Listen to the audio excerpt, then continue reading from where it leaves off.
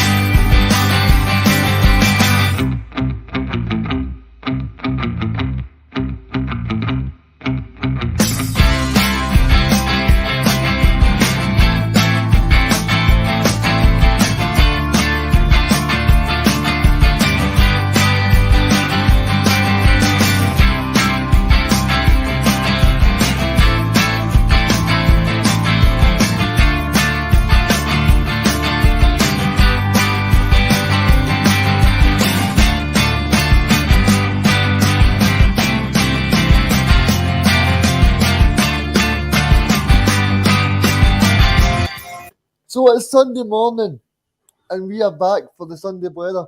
Thank you for joining me, Mark, and thank you for joining me, Phil. It's great to have you boys on board. Oh, you're very welcome, mate. Good to be here. It's a great pleasure to be on. No problem, mate. It's just great that Celtic scored 6 of the very best yesterday. It was great to see, and I have to say, Moy done his bit yesterday. I know he's a big critic of mine and Russell as well, and I did like to see our boy Tony Ralston doing well as well, because I think there's been a lot of critics on here saying that the Croatian international right back should be starting ahead, but I think Tony's done well. And I thought Jack and Marc has showed that he is the number one striker. He should be the number one striker. There is no debate. Jack and Marc is his number one. Oh, strong words there, mate. First of all, I like to echo what you said there about Moy. I thought he was playing on the right-hand side of the midfield three. And if there's a position that suits him, maybe it's that position, you know what I mean? I think Matt O'Reilly did a good job sitting in the 6 as well, because he's not only is he good on the ball, but he tends to read the game pretty well. And I thought, I didn't see that coming, quite honestly. I thought if anything, Moy would be sitting in the 6. Maybe that surprised Hibs as well. But judging with that goalkeeper and the mistakes they were making at the back, I don't think they were up for yesterday at all. Celtic just took advantage. It was a mixture of Celtic getting a wee bit of form back in, the right team selection in terms of striker, and Hibs just been nowhere near it. But I thoroughly enjoyed that one, and good match to watch, Phil. Fantastic, mate. I've returned to form, to say the least. Just the way we started the game, we were 2-0 up pretty quickly, and I did say to my mate sits next to me, I was like, look, we're going to score a barrel load today. You just felt it. Like, you know, we're overdue a good performance of putting a few past someday, and I just couldn't live with this man. And a big shout out obviously to the Centurion, James Forrest, 100 goals. Fair play. I mean, I know many fans raised an eyebrow when they saw the team sheet and James Forrest starting. I mean, I'll admit, over the years, I've been pretty critical of James Forrest as well. I think under Brendan, that was his peak, but he's definitely, went down the way since then. But my God, he came roaring back yesterday, and if he can come in with contributions like that over the course of the season when we need it, then fair play to the lad. Absolutely fantastic. Delighted for him. But that's... Sorry, I think it was fair criticism, though. It wasn't like he was putting in performances and you were being ultra critical with the guy. I think the guy's performances have merited eyebrows being raised when he's got to start yesterday he came in, scored a hat-trick. I actually thought his play as well was pretty good. I thought he came on midweek, I think he came on, and he played no bad as well. I don't think he was changing the game or anything, but he was getting his heat down and trying to run at the defenders a bit more than anybody else was. So I was glad to see him on the park, and it gives us another option there, because I must admit I was scared that it was going to be, if Jota's out, then Maid has got to play, and it gives us another option. I think Haksabanovic, who I've been saying for day one, she'll be playing the left hand side, and Forrest, if he's an option now, I'd give him a run on the right hand side before I would give Maid a run. I suppose the only the disappointing thing for yesterday, Mark, was that Ange says that that he picked up a knock at half time. That's why it was took off at half time. He said it was precautionary. I think I read that he said that he was able to carry on, but he just took him off, and quote unquote he said because the game was finished. Yeah, I'm glad Ange thought that at half time. I had to leave at half time. It was Ryan's 30th. I had to go to get a family dinner. So nice. I woke up this morning there, and he's in Lanzarote now. I think they went to a surprise holiday to Lanzarote. Lucky him. There you go. I woke up in this fucking play. freezing cold house. I know. It's not bad, innit? Aye. Mate, it was. I was really happy for James Forrest yesterday. I think I love it when players ram down criticism down my throat, especially. I mean, nobody wants to be proven wrong more than like say myself. You know, even like say Bernabei. I mean, I thought he was really good yesterday. Yeah, although, aye, was that? See the goal that he put through for Giacomakis for the second goal was a great ball. Great. And actually, he set up the winning goal last week. I know I kind of got lost in translation a wee bit. Yep. It was a great ball he put in, and it was. I know I always kind of praise the guy, but it was almost the kind of ball you see for Ralston coming for the other side, just kind of sharp, below the waist height, and just hit it across the box. See if you do that every time with a lot of pace, if a defender deals with that, he's either going to have to sky out of the park or he's going to have to be really composed. You know what I mean? So it's why not just play the balls in. And I think if you're going to have good crossers of the ball, especially if you've got Ralston playing and you've got Bernabei who can cross, but Jota and Haksabanovic, they're good at that wee body, that wee kind of looking ball, and that's why you go to start Giacomakis. I think Kyogo is a different type of striker to Giacomakis. I don't think we've got a first choice striker. I agree with you. I think he should start Giacomakis, but I think it should be horses for courses. I think when you go to places like Tynecastle, that's a Giacomakis game. Seeing you're at home against Motherwell, that's a Kyogo game. You're at Ibrox, Giacomakis. I think we should just rotate it based on the opponents, because I think the two of them would be happy knowing that they're going to be getting game time. I don't think any one of them's happy on the bench, but no, I don't see anybody sulking, mate. I mean, when Giacomakis comes on, my biggest worry about him is anytime I see him even kick a ball, I'm watching him hold his leg. I mean, every game I'm watching Giacomakis, I'm just waiting for something innocuous to happen. I mean, he's a big lumpy guy, and I wonder if there's something underlying there, because you're just constantly watching him holding his thigh or his leg or holding something. These guys. Yeah.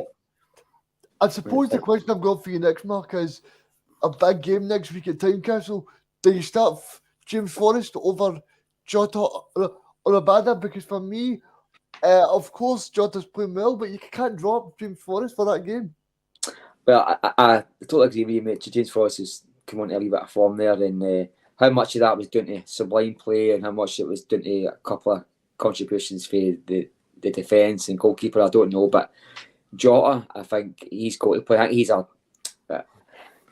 star teammate for me. You know what I mean? I think he's when he's on game, especially places like Tynecastle and all that, that's when these guys tend to stand up. I mean, you look at the goals Jota's scored, we're talking about, and even his performances, but the goals he's scored have been at like places like Pittodrie, Celtic Park against Rangers. You know what I mean? He's performing in the bigger matches. He's even scored in Europe. He's one of the players that scored for us this season. He tends to shine his boots a bit more when it's the big games. You know what I mean? And I like that about him. And I don't know about you, Phil, but if I had a choice, when it comes to wingers, for me, sorry to say this, Maid is at the bottom of that list. I think if it's Abada or Forrest, it's a good argument, Reegan, on the other side. But For me, Maeda, no. Maeda, I've said on the show recently, I'm finding it hard to really defend him. I know he gets into all the right places, but he's lacking confidence or something. But obviously, he got his goal yesterday. I did like how in the in the 139, the Lord Jockstein, I like how everybody in the stand seemed to shout, "Leave it!" at the exact same time, and Kyogo seemed to understand that, and he did leave it for Maeda because the two of them were going for the same ball at the exact same time. Was it a miss kick, the goal? He fell back as he hit it. He sort of fell back the way. It's typical Maeda goal when he seems to. It's a bit scrappy, but he falls over as he hits it, and it hits the post and goes in. But there was this moment as the ball was coming towards the two of them, where everyone in the lower Jock's team went, "Leave it!" And Kyogo seemed to understand and just left it. And Maeda, that's tough. So I'm glad that he got a goal finally. But at the moment on current form, if all of them are fit, it would be Jota and Abada for me. But Forrest is, he's played with Celtic in some cases. Plus, you got to remember, we've got Wednesday night, we've got a League Cup game against Motherwell. Where I think we'll get an indication. I think Forrest will start that one as well. And I think about a couple of second string players will get a wee run out, and if they put in a good enough performance, they might play themselves into contention for Tynecastle. They might. I suppose the interesting thing for me is the fact that people spoke about Greg Taylor and Juranovic as if they're undroppable, but for me, I think you've spotted it the last two games. See, Bernabei and Tony Ralston, they two could possibly be starting most of the games, because for me, I think Tony Ralston's a better player than Juranovic, and that would be controversial on Celtic Twitter and Celtic media, but I'm just going to say it anyway. And then you've got Bernabei. Now, I did notice that Ange says that Greg Taylor's a big voice in the dressing room, and he'll probably start most of the games, but I think Bernabei showed up to be do pretty well the last couple of games, guys. I mean, I think you've seen. I think it was 2 weeks back. You seen Taylor doing the huddle. He was doing the pre-match kind of motivation speech. I don't know what they say in there. I think it's a secret. But to be honest with you, mate, like I mean, I call him a raffle winner, Bernabei. To be honest with you, he's got a lot to prove to Celtic. But one thing he's proved to me yesterday was there's something in there. You know what I mean? I genuinely think the way Hibs were playing yesterday, I think they could have afforded a couple of passengers. But that aside, I thought Bernabei was really well. He showed up really well, I think.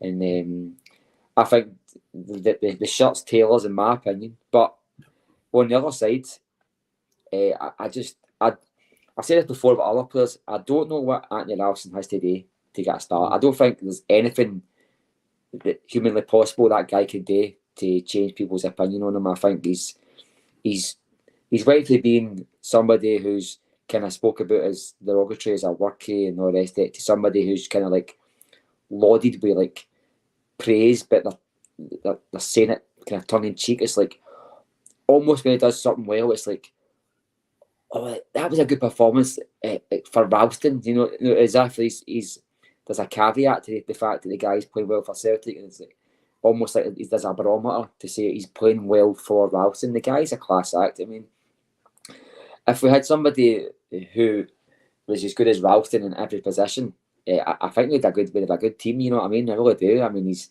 there was one point. So I only seen the first half. The second half I watched on my phone, but there was one point in the first half that the ball came across the halfway line, and he just bars the guy right after the ball. Didn't even look behind him and just sweep the ball right back to Carter Vickers. And I went, I don't see that for Juranovic. I don't see that. When I picture Juranovic, I picture that wee giggle or that wee laugh he did to Ryan Kent, a guy who Rangers fans are saying plays one good game every 6 months. I mean, and it just seems to be that I need him doing that has put a mindset in people's minds that he's this match winner guy who bodies opponents, and he wins it every 50-50. Quite honest with you, no for me. Bernabei, I don't remember, we did a pre-season match. I think it was Legia Warsaw, and I think it was, and I counted 9 mistakes for him when he spent the first 20 minutes or something. The goal we lost yesterday was one of those mistakes. I don't know if you've seen the replay. You can see him kind of like jogging back into place. The goal we lost, and I think if you watch a video of nearly every goal Celtic lost in Europe, you'll see Juranovic in the picture jogging backwards. And if you look at it yesterday, he was caught a few times. Phil, you remember he was caught a few times in the first half, Bernabei, But that's Ange's tactics, you know what I mean? He's got to play inverted wingers.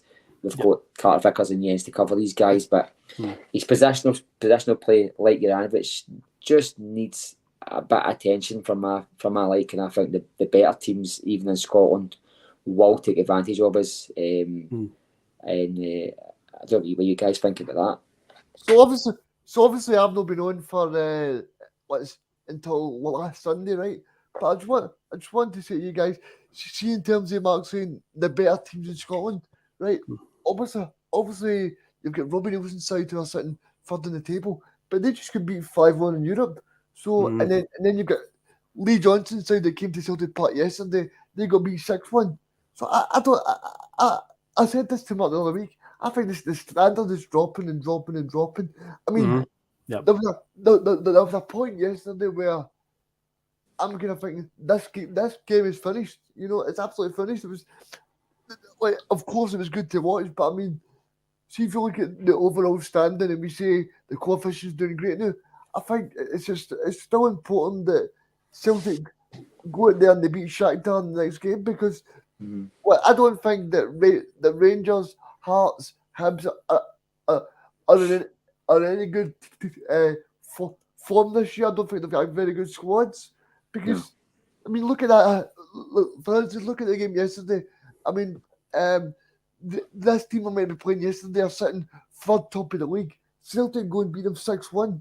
And then I think that's what Ange spoke about during the week. I think that's why when we go to Europe, we are so not as clinical because the third top of the league in Scotland, we beat them by 6-1, and it possibly could have been more.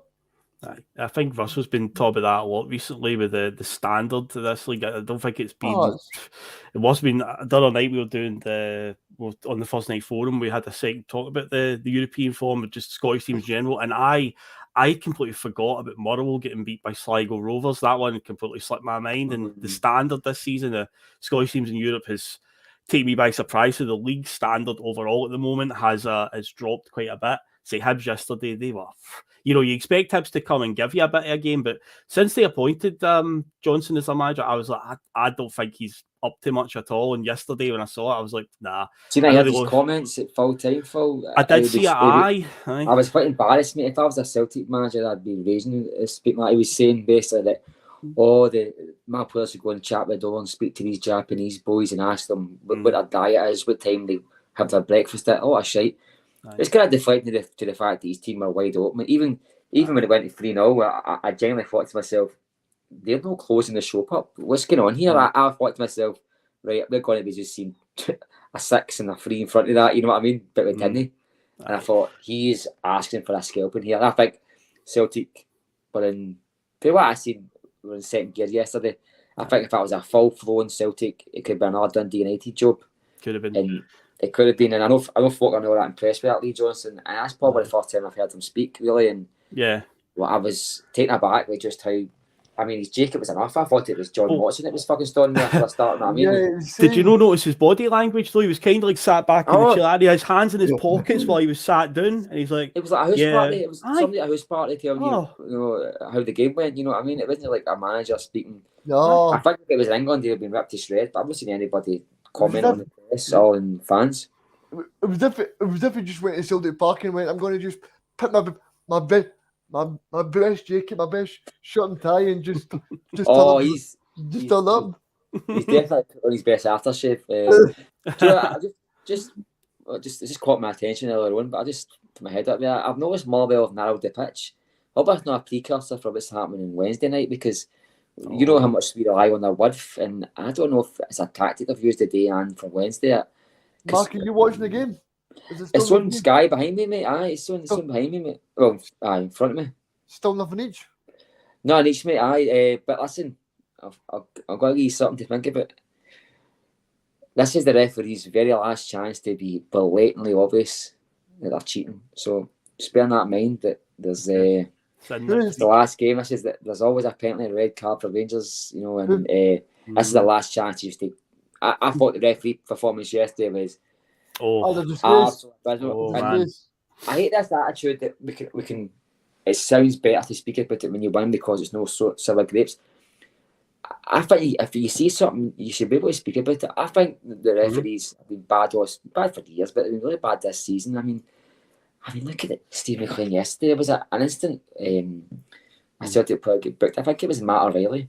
In the exact same Yes, chat, it was. 5 minutes later, and the referee just gave a free kick, and I went, "But your own standards, Steve McLean. That was a yellow card. You know what I mean?" And just we should have got a penalty right on half time. I mean, anybody who was watching the game or listening to the game would have heard the boos ring out at half time. It wasn't for the players. The referee got booed off our park yesterday. And I know there's a referee, somebody for the referee came out, whoever it is, who watches the performance of the referee. Yep. I never see any publication of this information. I think there should be the referees' ratings can cost people jobs. I'm not being dramatic. It can cost people's jobs, their livelihoods. Clubs can go into a position that's perilous for them. They can get put into the first division. That people rely on these clubs and for jobs, and so that needs to be fair and balanced referees. And if you see a referee that's just abysmal, as Motherwell got a chance, 1-0 Motherwell. No, it's not. Sorry, no, the chance. Open all mics. No, I mean, we see a referee yesterday. Do you know what? I listened to. I was in a taxi last week, and it was the Portuguese version of Open All Mics. That was interesting. But we did play like music for about 30 seconds every time somebody scored, and this had to be a 9 straw. So it was going on that taxi. It's crazy. But I don't know. I don't understand what puts these guys up above anybody else in sport. You know what I mean? They're paid handsomely. You know what I mean? So, as far as I know, in England, they've got obviously a system where if a referee, Premier League level referee, has a really bad game, they get relegated to the lower leagues for a few games. They do. Up here, I don't think we've got a system like that. The only time I've ever seen any repercussions for a referee is one time Rangers put a complaint about Willie Collum, and he never refereed them again for about a year. Conveniently, it was I think he sent somebody off. Was it Candace? He sent off at St Mirren for like sarcastically applauding, and Gerard however moaned about it, and he get ousted for 9 months or something. No surprising. I mean, we spoke about it in one of the nostalgias. I think was I don't know if you remember like, the season that Celtic complained, rightly so. A referee get caught cheating. I mean, the referee literally got caught cheating by another referee. Celtic complained about it. And then the press narrative was Celtic's going to get this game it's going to get the game cancelled. Who's wanting to be a referee now? Celtic are causing rifts. But the Rangers seem to come out and just slight anybody they want, the referee or officials. It just seems to be like there's justification for it. And there's something, there probably is, but it just depends who's saying these things or how it's received by the public, you know what I mean, or how it's received by the media. Well, the only thing I've got an issue with is how is people meant to see the actual choice that the referee's making? Because see, there's a hunch just scored. The cracking goal. The cracking goal with me fair him. Sorry, Reegan, mate. Sorry, I'm just keeping the Celtic fans who probably want to see the Rangers game up to date. Sorry. I'm saying Jake from BT Sport basically said yesterday that he was watching rugby, and in the rugby VAR, you could hear everything that the referee was saying. Yeah. So this could be something that we could implement. Referees are mic'd up in rugby as well, as far as I know, because they've had they're going to do this. This is starting, but it's only going to be so it's only going to be after the match. You're going to be able to get access, so you can't hear it live. Right. Okay. But guys, I don't know. They did it years ago. Tony Adams was the Arsenal captain at the time years ago, and he was calling the referee a cheating. I think they decided that it was as a one-off. It was a bad idea. I mean, but rugby. I know you're right. They should be doing it for football. I know they've tried in England, maybe even Scotland, to try and implement this idea when the referee does make a bad decision not to crowd around him. And I think for a wee while in England, they stuck to it where only the captain could go and speak to him, a bit like in rugby. But that quickly went out the window, and you see it every week now where referees are getting piled on in all sorts of leagues. It just doesn't seem to last. It will be interesting though when they do go to like the screen and stuff like that. You know, what are they really getting told? But you know, in the stadium, I think if you're in the stadium live, you'll just get if you've got a stadium that's got a screen in it, like Celtic Park, you'll just get the graphics saying check. They won't show anything on the screen to the fans. So we won't know until we go home at night and see it on Sports Scene or Sky Sports or whatever. So who knows what's getting said or what they're actually analysing, what they're looking at closer. In Scotland, there's barely hot water in the toilets, never mind TV screens. So I don't know how the Mirren or it is going to. Oh, I think Mirren's got a wee TV, but I sit in the Jock's and Upper. I sit behind one of the TV screens. So even if Celtic score, I need to go down on my hands and knees and kind of look up and try and catch a wee glimpse of the replay of the goal. You know what I mean? And so this is going to be doing it on the digital advertising boards, which could be an idea. But again, I've not got them in Scotland. Could you imagine doing that, Reegan? Sales on the houses in rugby, the players call the refs sir. Could you imagine that catching on in football? No way. No. Excuse me, sir. I disagree with that decision. You can fuck yourself, sir. Sorry, Mark. I just wanted to ask you what minute are we at in the game? Looks like 54, mate. I'm surprised I can see that with my eyes, mate. Is that 54, Phil? 54 minutes, aye. Aye. But I'm going to be honest with you, it's Motherwell on a dangerous attack. If anybody's interested, it's happening here. I don't know who they are, so just Motherwell players anyway. But I watched the first half of this game, and the standard was pretty poor, to be quite honest. Both teams, I think Rangers looked like they needed a wee bit of injection, and so did Motherwell looked like they needed put down, to be quite honest with you. But no, it's I think it just goes back to what you're saying earlier on. I think the standard in football in Scotland is really poor now. Yeah. I think Hearts have got a different gear to them. I think European, like, we're kind of sort of used to European football at Celtic and Rangers and that, but see when these teams get a sniff of it, like it can totally derail them for weeks and months. You know what I mean? It's like I genuinely think they're probably sitting in training, like, even if they were playing a Greek team, their focus in training is probably on that match before it's before it's on Dundee and a Saturday afternoon. You know what I mean? And you've got to be totally focused in football, although it's not an extremely high level. The Premier League in Scotland is a high level. You know what I mean?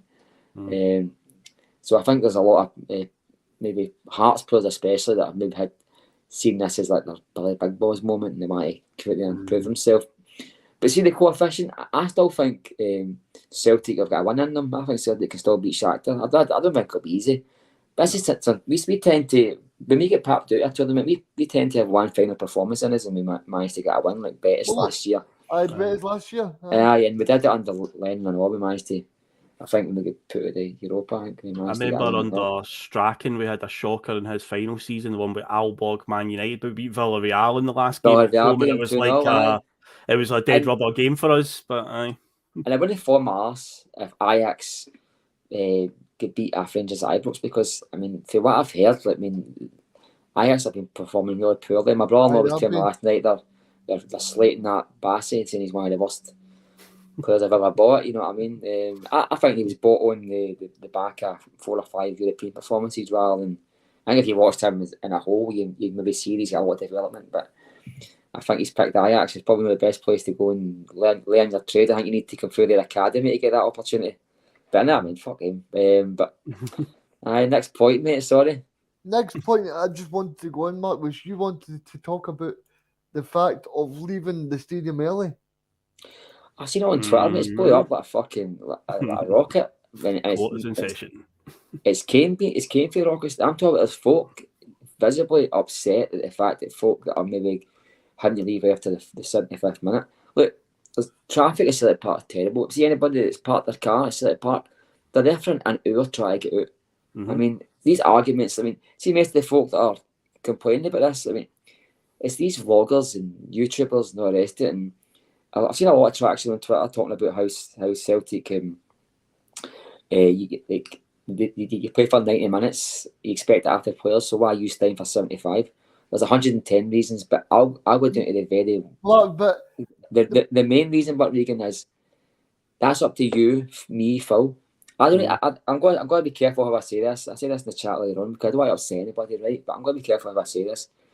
I don't need somebody who contributes fairly nothing to the Celtic cause in terms of ticket sales, merchandise. They probably use IPTV. That's up to them. They can't afford it, or they feel like they want to pay that. They contribute very little to the club, and they'll sit on a pedestal and tell me how to support Celtic, or tell you how to support Celtic, Reegan or Phil. You know what I mean? And when we're contributing thousands of pounds a year, I mean, Like yesterday, I left at half time to go to that dinner. George, who drove me in, his wife was due her baby on Friday, so he was wanting to get him early in case something happened. I mean, that guy potentially could have missed the birth of his baby to go and watch Celtic, but that disgusts somebody who's maybe sat next to him, probably he's left after 70 minutes.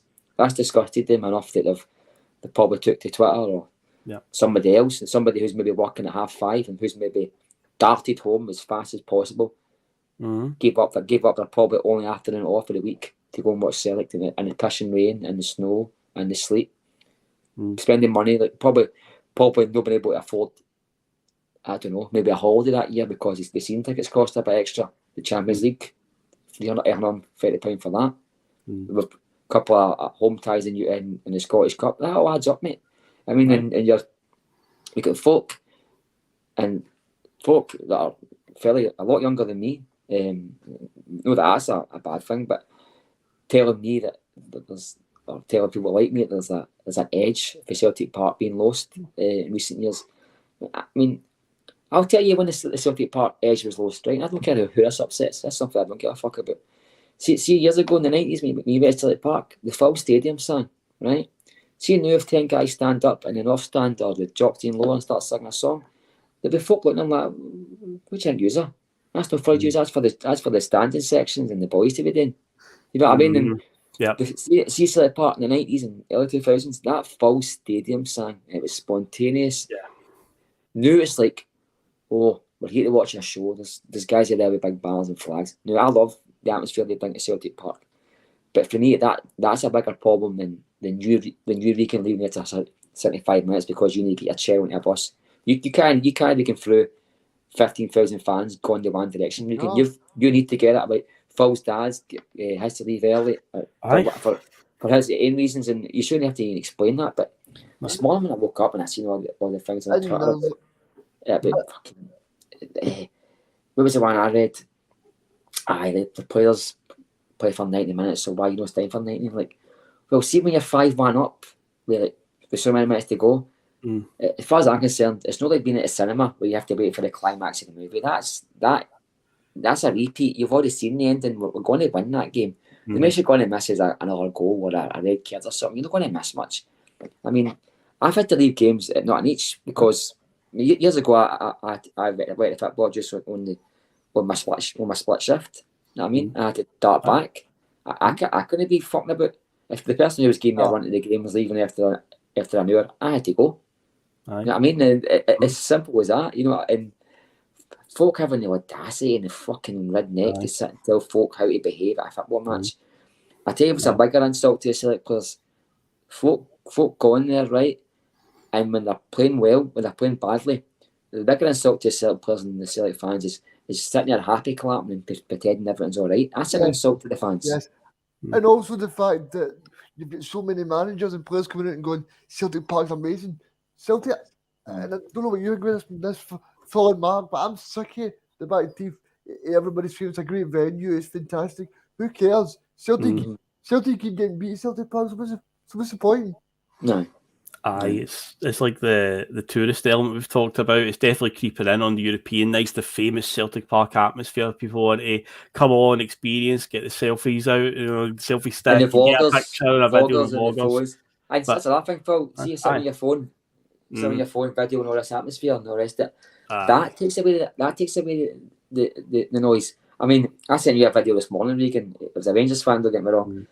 These vloggers videoing themselves cheering goals. I mean, first of all, that's just no real. You know what I mean? That is just it's aesthetic. You know what I mean? It's just it's no real at all. You know what I mean? But that's for me. That's a problem in Celtic Park is seeing these selfie sticks, folk on their phones constantly recording a free kick, a corner, a throw in, fucking asking players for their shirts. You name it. That's to me, it's a bigger problem. It's just creeped into Celtic, into the kind of wider fan base than folk leaving that. And do you know something? I don't know why it's came to the fore because I tell you something. See if you Google YouTube a match for any decade, you see if you see a goal in the last 3 or 4 minutes that isn't a winner, you will see empty seats all of that stadium.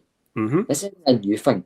Celtic Park is a very, very hard place to go to. Ibrox get subways, there's buses.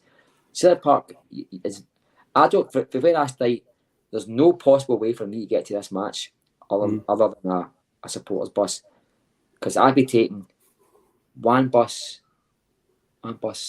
two buses and a train, or 4 trains, 2 there and 2 back. That's all right. So if you need to time that you're able to get back in time, or whatever reason, maybe you just fancy getting home early because it's pitch black and it's 4 o'clock and it's pushing the rain and you're sort of one. Who gives a flying fuck? Man, must it go to do with anybody? No. How can you imagine you were leaving the stadium and somebody said to you, "Where are you going?" I mean, what could you say to the cunts? Aye. Well, I mean, the last game I was at, I left really early because it was Celtic were winning by 3-0, and I thought, well, I need to get 2 buses to take a ticket back up the road. So yeah, precisely. Aye. Well, I'll just weigh in quickly because Mark alluded to it. He was talking like I'm affected by this every single week. Like I go to the football with my dad. My dad's 71 years old. From the year 2014 onwards, my dad developed a blood clot in his leg. So his leg cramps up when he walks for too long. And at that time in 2014, when it first began giving him problems, doctors told him, look, Mr. McGinley, if it gets to the point where you can't walk 100 yards and it's giving you problems, we'll also get you in and get the operation done. But at the time, it was okay enough for him to walk. But he got to a point where he can't walk 100 yards now without his leg cramping up. So he goes to see the doctor again. A couple of years ago, maybe 2018, 2019, when about there. And they said because of his age now, they can't actually operate because the clot isn't actually in his leg. It's actually in an artery just above his stomach. And that's an artery that runs down into the legs. And they can't operate because of the age that he's at. So my dad now needs to use a walking stick. So it doesn't benefit him to be leaving the ground dead on full time when there's thousands of people all walking in the same direction. When he's got a walking stick, you get people cutting across your path. Now, what happens now is my dad leaves 10 minutes early. He'll leave about 80 minutes because, again, it benefits him to get away from the crowd. He can get to the car before me because I walk too quickly. If I'm walking alongside him, he'll feel obliged to walk quickly alongside me and it'll hurt his leg.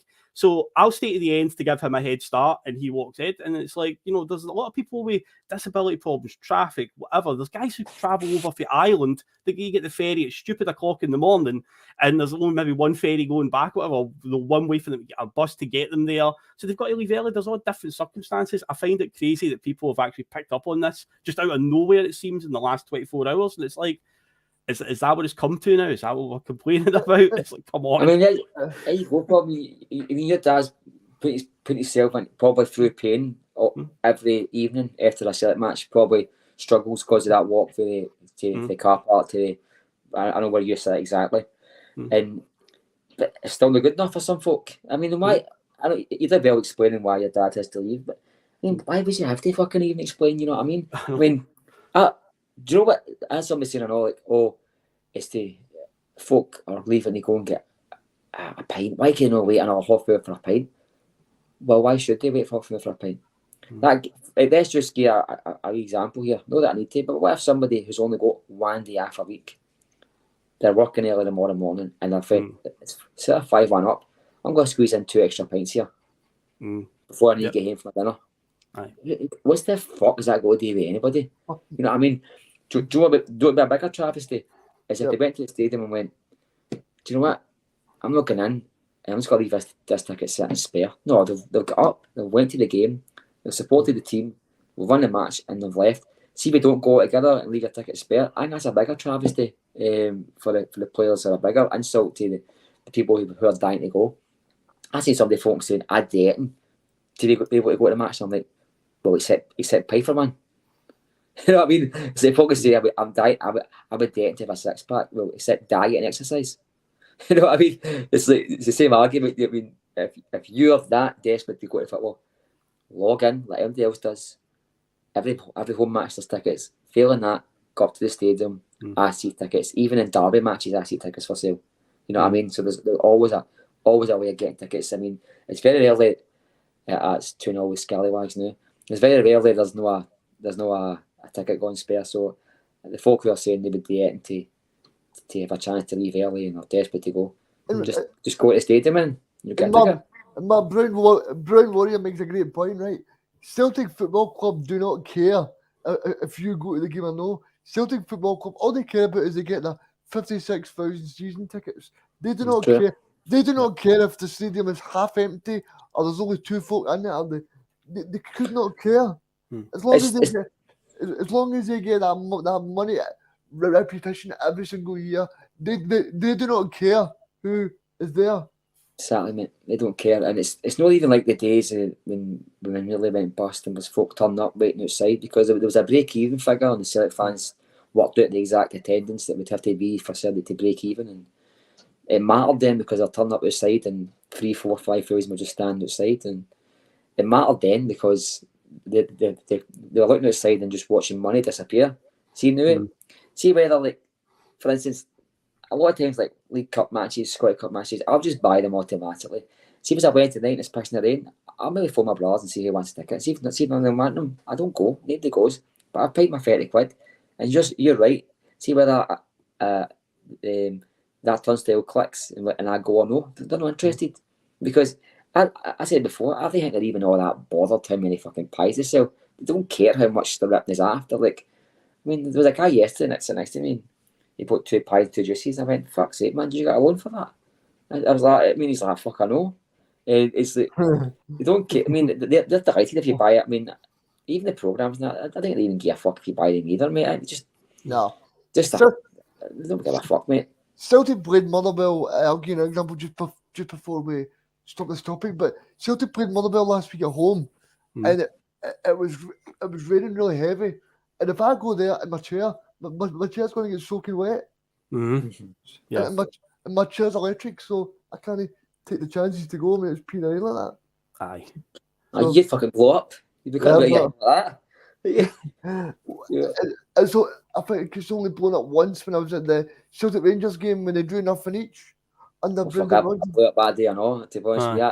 With that referee in the last minute, that should have been a penalty. But League Griffiths. But I had Phil mention it just earlier on there. He was talking about, like, I mean, see, even the VAR, I'm not entirely sure what the panel's going to be like, but is it going to be ex-referees? Because I've got a feeling you're going to be seeing guys like Hugh Dallas and see all these guys that are doing after dinner speakers at Orange Lodges. They're going to start getting a gig again, because I've got no doubt in my mind they're quite open now, they're Rangers fans, but they were probably doing these gigs just as openly back in the day, or even in the fraternity itself. They've all known, or he's a Mason, or he goes to the lodges or whatever. They have known that within them, within the group, and they were still getting gigs refereeing Rangers and Celtic games. So I've not got a doubt in my mind that if your guys like your Dallas and that have got anything to do with it, that there will be ex-referees. See, Mike Curry's not arrested. Guys who there's one who does the Rangers podcast, and they've got a referee on every week. Who is that? McCurry appears on it, and McCurry appears on some podcast. Aye, he does. I mean, it was one. He took an interpretation, like Rule 12, paragraph fucking 1690 probably, or a decision that Rangers didn't get, and the guy was even rang somebody who was watching some sort of fan who was watching it, like pulled it up and even proved the guy was rang in this scenario anyway. And I don't think for a minute that the 3 guys sitting there are not going to have a refereeing or a football background. And see, in Scotland, there's only 2 ways you flow. You're either fucking green or blue. It's as simple as that. And see, if I was a referee, I would give Rangers absolutely fucking nothing, and I would be delighted in doing it. And so honestly, I said before, see this bar, I think it's going to be used as a way of justifying really bad decisions in Rangers' favour. I'm talking about pinky nails going offside. I'm talking about the most, because it's still open to interpretation. So the VAR is in a computer saying, right, 3/4 of an inch, his shot was offside, boom. The referee or the VAR people still interpret that as subjective. You know what I mean? They could have still debate it. Got to be there for Rangers fans, referees to do what they want. I suppose the only good point is, Mark, that is a couple of sending offs the last few weeks. I'm thinking of the Ross County one at Ibrox, where the guys threw and goal with a red card, and it just not seen at all. Yeah. So I suppose those things don't get picked up. See, the thing is, Reegan, they'll go to VAR. They'll go to VAR, but it's still up to the 3 guys on the screen, and then up to the referee to make decisions. And I see a lot of Colum, who is a terrible referee, he's an attention seeker. I think he would give a decision if he's seen it again. I think he'd say, oh, that's a penalty, whatever. But we've got a lot of referees in the country are just stone cold Rangers fans. Like that Steve McLean yesterday, John Beaton, cheating Beaton. Do you honestly think if he's got an inch of debility, he's not going to vote in Rangers' favour in any decision? I think if it's blatant, or if it's blatant in the flesh, Beaton's 50-50 whether he's going to give it. See if it's blatant on camera, he might know, he might have to get it. But there's still a part of me that thinks that when you talk about guys that are that obvious and they went to a Rangers supporters club after a performance at Ibrox against Celtic that was disgusting. That's how much he cared about how he projected himself to the football community. So he doesn't give a fuck, mate. He would happily sit there and wave a play on that's. I mean, they've been VRs went like right. It's a penalty. It's a red card against Rangers. He's still going to have that Rangers supporter's brain. And he's still going to be that disgusted that the football pitches have to be the colour green. That he'll still need to do something about it. You know what I mean? And I think it'll clear up some issues. But no way do I think it's going to benefit Celtic or the rest of the teams. It's going to be used, in my opinion, to justify ridiculous decisions in Rangers' favour. Simple as that. Okay, so we'll move on to is it Tuesday's game or Wednesday's game? Wednesday, a 6:15 kickoff at Fir Park because we're on Premier Sport and Rangers are on Premier Sport, so it's like two games back to back on the same night. So we're playing at 6:15. I think they're like 8 o'clock or something like that, but that's how they've done it. So yeah, Wednesday, Fir Park, we are playing. Yeah, I want to just talk about this for a second, right? How the hell is that good for anybody watching? I know that they are wanting you to what broadcasting deals, whatever, but 6:15 on a Wednesday night. Yep. That's a strange one. There'll be folk that have maybe got to the game that are working till 5 o'clock. But you better not tell the bloggers, Mark, because there may be a few empty seats. Oh, this is it, mate. There'll be maybe folk that just don't turn up or they have to leave early. Can you imagine them all? They'd be fucking steaming up, wouldn't they? No, it's a strange kick-off. I didn't even realise that until Phil said that. It was free kick to Motherwell. A wee chance for Motherwell. It's a goal for Motherwell, is it? I was expecting... dropped off.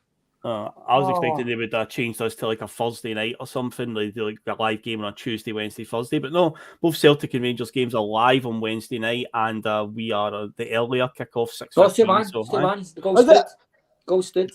Sorry, Phil, mate, you're in full flow there, mate. Look at the goal there. Don't the forget. Free kick for the about 10 yards away from the touchline. It's just curled in like a Moravcik style cross. Wow. And McGregor's standing there wondering what happened to his arms because he's sitting pointing at his defenders. I don't know. That guy just needs, I don't know, it's a nice wee session with a therapist. He is out his nut at the best of times. Sorry, Phil. I just wanted to Sorry, Phil. Just want to jump in there, Phil. I've got, see on the predictor, I've got 2-2. I've got 2-2 in the predictor. You got a Desmond 2-2, have you? I've got 2-2. It's 2-1. You're well ahead at the top of the table anyway, mate. The last time I checked, I'll obviously update the scores later today and see where we're at for this weekend. But Reegan, mate, you're running away with it, mate. You are miles ahead. I got 2 results last week. I got you did. Aye.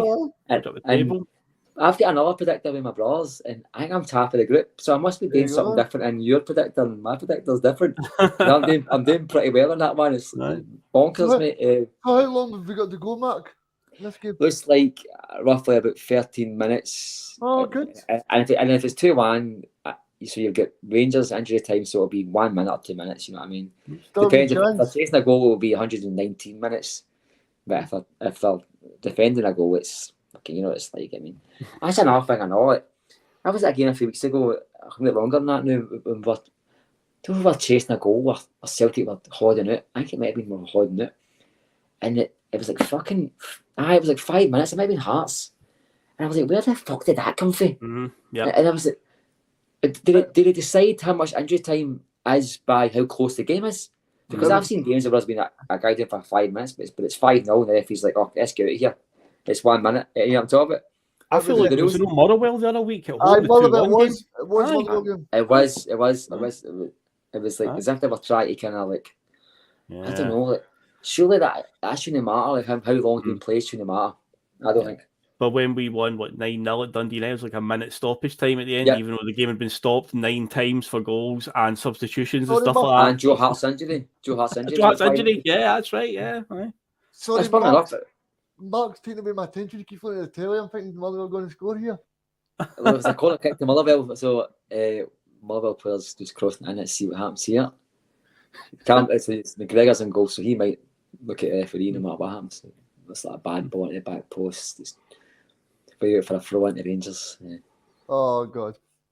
I'm just practicing because I'm going to be getting pitch side for BBC Alba, mate. Imagine me, I mean, God, fuck. I mean, Gaelic, I can hardly talk English now. I mean, Gaelic, you know what I mean?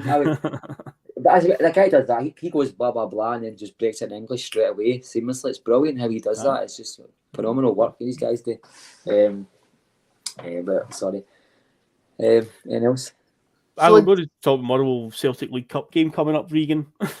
Aye, so in terms of that, I mean, what do you think ahead of it? Do you think he'll ring the changes, or do you think he'll just stay the same? I think it'll be another. I don't think we'll go for the strongest 11. I expect Siegrist to come in and play this. I get this vibe now that Siegrist is the cup goalkeeper, like he played against Ross County. I get a feeling that Siegrist will play the cup game. So when we go into the Scottish Cup as well in the second half of the season, I guess it's going to be that. Because I did think that maybe Siegrist will start getting some league games, but given what's happened to Joe Hart recently, and there's been some mistakes in that, Hart's still keeping his place. So I get the feeling he's going down that route of, for the time being, you're certainly going to play the cup game. So I think Siegrist will come in for that one. So he played up against Ross County in the last round. So I think he'll come in for that. And yeah, in terms of like when it comes to his second string players, I think Ralston will probably keep his place. Forrest has to keep his place. Again, you've scored a hat trick. Keep him in. I'd like to see Giakoumakis again, because I think Motherwell is one of the venues that you need to throw Giakoumakis in there, because they're a bit hammer throwers basically at the best of times. So I would definitely keep him in. I think maybe some rotation midfield, maybe protect guys like Katati, maybe keep him out, maybe Tumble comes back in. But overall, I think it'll be compared to Motherwell's team, it'll still be a stronger team, no doubt about it. And they've still got a strong squad overall, whether they actually perform. But Russell said this many times about the whole League Cup. It's like, look, if we win it, it's great. If we don't, I don't think you need to lose much sleep over it. There will be a lot of fans that will be a bit uproar about it. But I think I love it. I think there's anything better than got to Hampden, mate, and seeing Celtic win a cup. I think anything competes with that, mate. You know what I mean? Now, I must admit, seeing a cheer a Celtic goal, I don't stop and look at what competition it's in. You know what I mean? I really don't. And disappointment doesn't lessen if it's like a League Cup rather than a Scottish Cup. Maybe I don't want to label this point. I say it 1,010 times. I don't really tend to get as emotional when it's a European football, but that's just me. But the League Cup, I like it. You know what I mean? I think I don't know. We've got a bad record in it. We've been in about 30 finals that we've lost in. You know what I mean? I think Jock's team lost like 9 in a row at one point. I like to see us win many of these trophies, and the closer we get to stop them saying wrongly that they're the most successful team in the world, we're not that far behind them. We're only about 3 trophies behind if we're going to entertain the fact that they've kept that history. They'll get kid on once. You know what I mean? But even at that, there was a conference division that was played during the war that they claimed that don't claim or something. So even if when we do eclipse them, they'll say they count now and all. Celtic money in that, I don't think. I mean, and so it doesn't matter. They'll find some clause, but I think we need to win as many trophies as we possibly can. And that, do you know? I always feel really, it feels like absolute when we get put out a cup. I feel like it's really dejecting for me. I feel like it's like a league game you can lose, and I'm gutted by that, and there's consequences and the rest of it. But seeing you lose a cup game, I feel like it's very definitive. It's like I've lost total any interest in that cup now. That's gone. And I must admit, like, I think, see, for momentum's sake, we've just had a good result yesterday, and I think we've put a wee bit of life back into some of the That's what I was just going to say.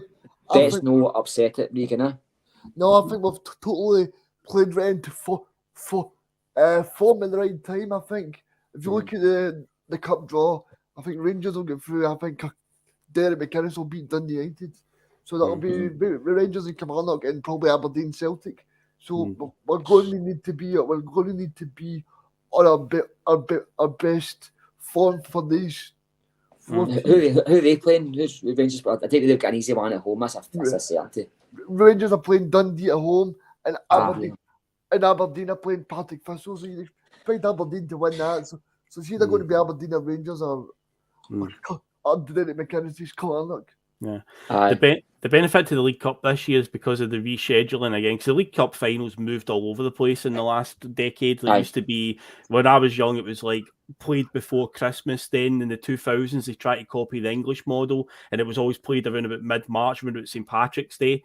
And this year, because of the World Cup, even though they moved back to the December final a few years ago, it's now back in March. So if you think of it, if this is going to be a close-run title race, that's a good place for a cup final to be positioned, because Jose Mourinho's talked about this in England. In England, they never valued the League Cup at all. Most of the big teams didn't bother. When Jose Mourinho came in, he changed the culture towards that trophy, where he thought, if we pick up that trophy in the middle of the spring, heading into a title run, that's a good boost for the players. And look at Man City in recent years, Pep Guardiola.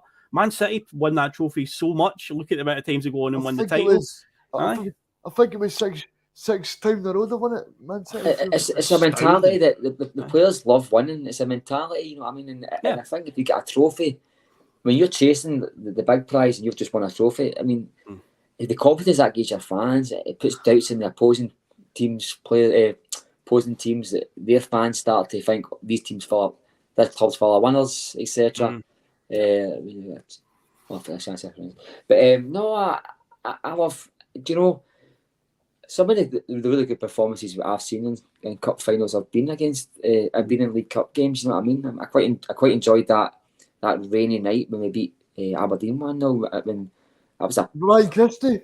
That was a slog, but it was a really enjoyable cup final. It was one of the management final whistle when you went, oh, thank God, man! I watched about Freestone watching that. Do you know that way? Just and honestly, mate, and I think, I think we've got to take this serious. I think now, I'm almost sit well with some folk. I think now if we're going to be resting, we've got 2 games in the Champions League coming up. I think I'd rather see some players who didn't get a start in the first 4 games getting a game time in that, run the 8 games out, and then try and win a trophy. You know what I mean? I think Celtic. I don't think Ange will do that though, Mark, because I don't think he will. Reegan, I agree with you and Russell. I think Phil as well. I think if he's a choice, I think he will bring in some French players. What's happened? I mean, what the fuck? That's a red card. And what things happened? The cunts gave a yellow card. The guy's won the ball for a mistake for a Rangers player. I don't know who his fucking name is. King, right? He's won the ball. So what minute are we on, Mark? What minute are we on? 86. No? Oh, we chance for come on. Okay, if he kick outside the box, mate, we'll commentate on this one again. Or do you want me to... Well, Reegan, you seem to have the magic touch when it comes to predictions, so hopefully you're right in this one, mate. Hopefully you're right. Mark, when you go. I've got a free kick here. Who's still near the ball? A big tall guy. He's still. This is open all mics, by the way. Aye, but this could be a thing in the future. Reegan, we should do more games. More games. So you got a guy. He's still near the ball. Let's see. So it's the left-hand side of the penalty area. About 30 yards to go. Let's see. Looks like an in-swinger. Let's see what's happening here. On the back post, he gets one up. Let's see. Lower player won the ball. It's in the box, and that's scrambled away with the jammy bastards. And the goalkeeper tried to control it. Stay to him, man. Oh, for fuck! It's like a hard trying to control that ball. Anyway, no. I'm hoping. Jack and Marcus did get a wee knock yesterday. I'd rather he played. But would you rest him, Phil? Because you Reegan, I don't know. I would if he's. I don't know, man. It's a weird one. It's like you said earlier on, you always feel like with Giakoumakis, he's always holding his fire or something. And it was that one where he went for the 50-50 with the Hibs centre-back. The 2 of them slid in for it, then he gets back up, he's holding his fire. And I was like, oh no. But then he scored like 30 seconds later. But he also injured himself again when he went and did his knee slide. You could tell when he got back up, he's like, oh fuck, he's done it again. But hopefully he's not for something underlying there. Hope no, man. Because you'd like to think if there was something lying there that he wouldn't be playing at all. Because I mean, I know these players are athletes, right? So they do a lot of work with their bodies, but I've never known people to be like after work so much than Celtic players. You know what I mean? There seems to be like, oh, he's injured. He's got a bit for projecting 195 months. You know what I mean? It's like what's happened to him? When you get Kyogo, I think he's had 4 long-term injuries and a couple of short-term injuries, and he's been in the club for 14 months. And you go, And what's going on there? I've said for a long time, I think the conditioning work at Celtic is really poor. I think I'm not just talking about Angie's. I think Angie's training does a lot to their bodies, but I think even under Lennon, I thought the conditioning work was terrible. I think there's players that's come back, they've not looked as fit as they should be. I mean, we're in October now, and I know Abelgard's a bit an anomaly, but we're in October, right? And we buy players in the summertime, and in October you're still saying to yourself, they're not up to match fitness yet, and you're going, what have you been doing for 4 months? What's going on here? I mean, are we not the only club that buys players that are injured? You know what I mean? It seems to be us quite a lot, that's my opinion. And hearing Ange talk about Jota having fatigue and stuff like that at this stage of the season, it's like, I don't know about that one. 21-year-old boy, 2 months into a season with no qualifiers, no for me, mate. I think if it's muscle fatigue, there's an injury. Just say it's an injury.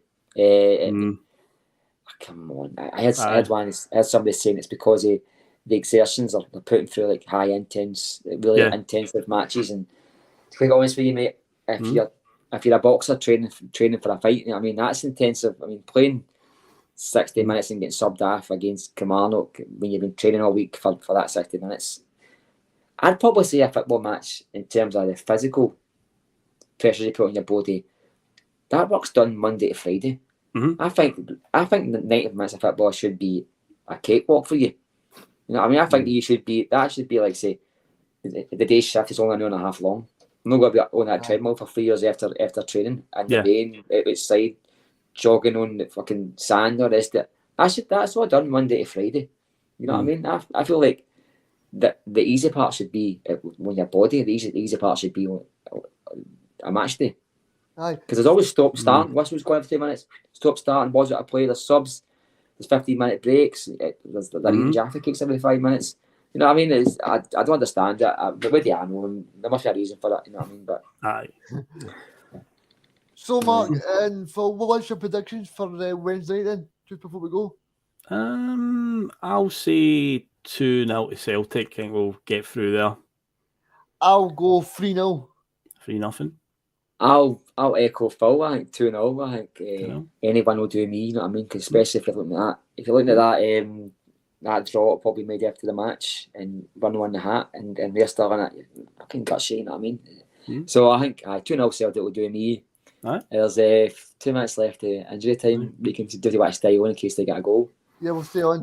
Reegan, would you like a wee bonus segment before we go? I've got a wee quick topic we can throw in and get the chat involved as well and get their thoughts on this. Because me and Mark did this at the end of the Monday Club. We did something that we could throw out there. So I was thinking, James Forrest, 100 not out. What's your favourite James Forrest goal or moment? Because I think he deserves a wee bit of recognition here. So we'll go around the table and we'll get some of the people in the chat to bring in their favourite. So we've got 100 goals to choose from. There's quite a lot there. But what's your favourite James Forrest moment, performance, goal, whatever it may be, Reegan? The goal that he scored against Aberdeen in the semi-final or the final, maybe? I think it was. He wanted to be a top bag. He just cut it. Unbelievable goal, yeah. And for a big moment would be the Shakhtar Karagandhi one he scored in the last second of the game. Oh yes, cracker, absolute cracker. What a night that was. Tony Stokes weaves by them, cuts it back at the byline. It's the Neil Lennon running down the sideline bit that I love. The good old Celtic trackie with the collar up and stuff like that, the big pylon at the bottom of the corner flag. Fantastic moment. Somebody had 4 cans in the Jock's team lower. That's what he's seen. Mine would be the goal in a 5-0 game against Rangers to win the league. I mean, I was there, man. What a day. Well, I did give my tickets away to my daughter's mum, believe it or not. But so there's some goals that you can see coming in motion when you're watching it. And I watched that game. I was abroad. I watched that game, and the balls hit the back of the net.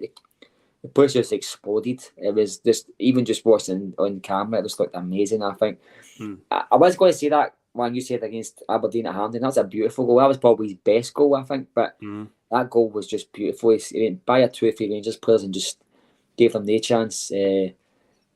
Stuck it right in the edge of the net. You know what I mean? You can't save these shots. You know what I mean? Are we still playing, Mark? We got about 30 seconds left. It's in the Motherwell half. Ball back to the goalkeeper. He's got to punt it up. Let's see, right? Let's go for this. Let's get amongst this mob, Motherwell. Right, long ball. He's touched it on this Rangers mob. Always. So okay, what a stupid. So Motherwell got the ball outside the box. The referee's blowing.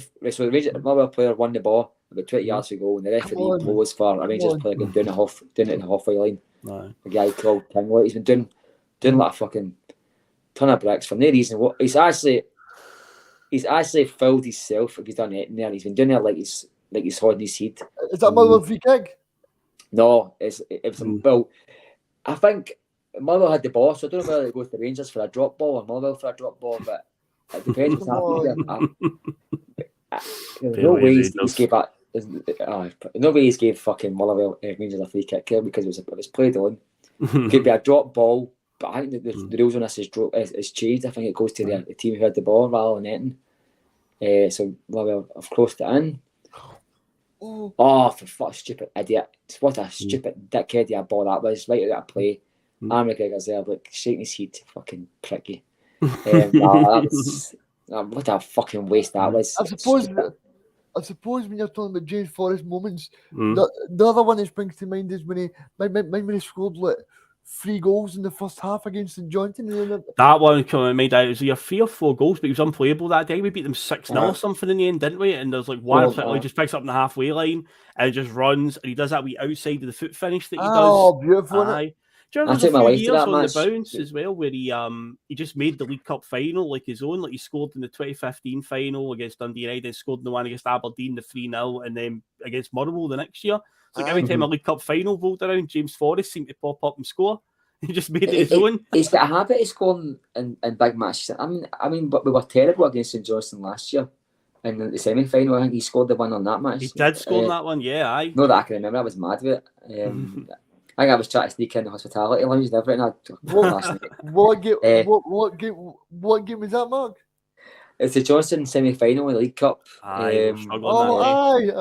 And it was a kind of like I think I got in the motor and I didn't even know we'd won the match. I think my boss said something. I was like, did we score? I was like, what, did we score? Can't remember. It was pretty low. He didn't score that many goals last season, but that was a big one. That ended up, of course, to get to the final, you got to get through the semi-final first. And we were struggling that day, and then he came up with the goal quite late on in the game. But Hampden seems to be a good place for James Forrest. He does seem to pop up with an important goal at that stadium. So, and say the one earlier on you mentioned, Reegan, the one against Aberdeen, it was the semi-final where he bent it in for 25 yards or something with his left foot as well. You know, got a hat trick there for Scotland, I know. He did actually. Aye. Against is it the Israelis? Is that all Scotland just play Israel and Austria? Aye, they just play the same teams. Is that all they play? I mean, Czech Republic every couple of weeks and all. I mean, I don't know what's going on here. Remember they played Ukraine, Israel, and that seems to be the teams that Scotland are always playing at the moment. Is that what it is? It's like a, what do you call it? The Six Nations for Scotland, but they just pick any country to play. Quite a lot.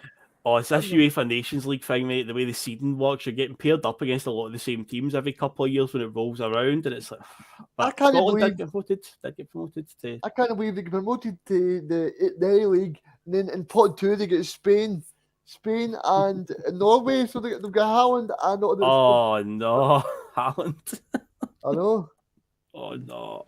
I don't know how that stuff works, mate. To be honest with you, the less games football players for Celtic need to play, the better. I think so. Internationals should be scrapped.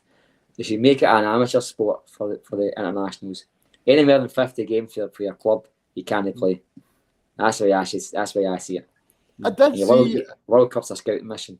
Sorry, Mark. See, just on that point, I did see that Scotland announced a couple of days ago, I think it was 3 days ago, that they're playing Turkey in a friendly in November. I remember thinking, why are we playing a friendly against Turkey when? See, this is it. Do you know what worries me or not? Is we always seem to have. Aye. See, when we're playing, I know it's November, but see, when we're playing Rangers, there's always an international break before it, and then you get Vogic injured, Edouard gets injured. Fucking whoever's playing out their skin for that previous 3-4 weeks will get injured as sure as nightfall day. You know what I mean? And I fucking hate it, man. Just keep it to maybe ram every international game in like a small fucking 3-week window pre-season or something. Just keep it.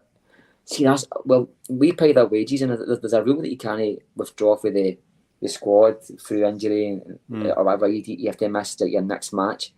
What a nonsense that is. I mean, we're paying their wages for a start. And it's like, see, other football player, I'd be like, no thanks. I'm not going to fucking Ukraine on Tuesday night to play for Scotland. No, he's going fuck yourself. John Kennedy, man, that boy could have been a multi-millionaire. He could have easily walked into an English Premier League team, like, on 50, 60 grand a week, even in the days. Yep. And now he's got a 80 grand a year job at Celtic, however he's getting, you know what I mean? It'll probably be more than that, but I'm just saying that was a Scotland gave that boy 100 grand compensation. 100 grand. I mean, that to me and you, that's probably a lot of money, but the amount he's paid tax on that, he's probably not even paid half a quarter of his mortgage. You know what I mean? I'd like it at all, mate. I mean, the amount of times we've missed Rogic for derby matches and all because he's in Australia and fucking try to fly for fucking all these mad fucking foreign countries to get home and all the rest of it. Just fed up with it. So, guys, I know we went on there because of the Rangers game, but did the Rangers game finish 2-1? Yeah, it did. Aye. Sadly, then. Oh, well. Still get the points to predict at that time, Regan, but you're still well ahead, I believe, so don't worry about that one, mate. What was my score, Phil? What was my score on that? Can you remember? Is it on it? I had 2-1 Rangers, I know. I had 2-1 Rangers. Okay, I'll update the scores later on and see what the table's sitting at, mate. You do that, mate, because you're dodgy. You'll change it, mate. I think you're cheating, man. Nah, mate. I think you're cheating. Anyway, so Rangers. I put in 3-1. Well, that's a mistake in my phone, so I can probably get that changed to a 2-1, can't I? We'll take it to VAR, mate. We'll take it to VAR now that it's coming in, mate. I've got 3-0 Aberdeen against Hearts. So hopefully you're fucked. But no, guys, it's been great to have you on, and obviously it was great to hear Mark do a wee bit of the commentary of the Rangers game, I know. I open all mics. Listen, mate, to be honest with you, I've got a lot of hidden talents, and that isn't one of them. All right, guys. Well, I'll see you again next week, and thank you for joining me. Take care, boys. Right, cheers, guys. See you. Thank you. Some of his comments about me deliberately trying to cause controversy. Well, I work in the media now, and you've got someone sitting there next to you who's an embarrassment to the media profession. He's an apologist. He's a charlatan.